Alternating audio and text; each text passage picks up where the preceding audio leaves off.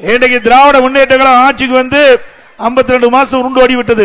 இன்னும் ஒரு 7 மாதம் தான் இருக்குது. அதுக்கு பிறகு தேர்தல் அறிவிச்சிருவாங்க. இந்த 52 மாத காலத்துல நீலகிரி மாவட்ட மக்களுக்கு ஏதாவது செஞ்சிருக்காங்களா?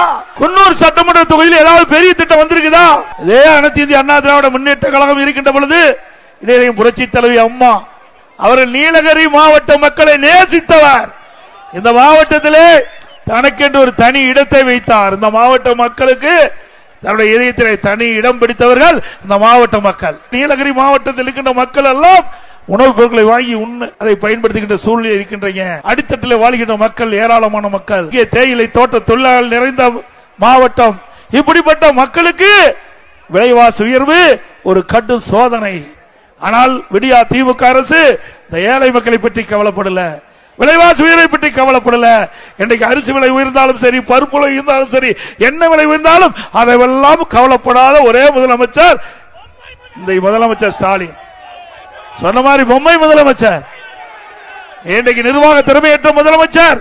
ஏழை மக்கள் படுகின்ற கஷ்டத்தை கொஞ்சமாவது சிந்தித்து பார்த்துக்க வேண்டும். ஆனால் இதே அனைத்து இந்திய அண்ணா திராவிட முன்னேற்ற கழகம் ஆட்சி இருக்கின்ற பொழுது விலைவாசி உயர்கின்ற பொழுது இந்த விலைவாசி கட்டுப்படுத்துவதற்காக விலைவாசி கட்டுப்பாட்டு நிதி என்ற ஒரு நிதியை 100 கோடி ஒதுக்கி எந்த உணவுப் பொருள் விலை ஏறுகிறதோ அந்த உணவுப் பொருள் எந்த மாநிலத்தில் குறைந்த விலைக்கு கிடைக்கிறதோ அங்கே போய் கூட்டுறவுத்துறையின் மூலமாக அந்த பொருளை கொள்முதல் செய்து தமிழ்நாட்டுக்கு கொண்டு வந்தது விற்பனை செய்து விலை ஏற்றத்தை தடுத்து நிறுத்திய அரசாங்கம் அண்ணா திமுக அரசாங்கம்.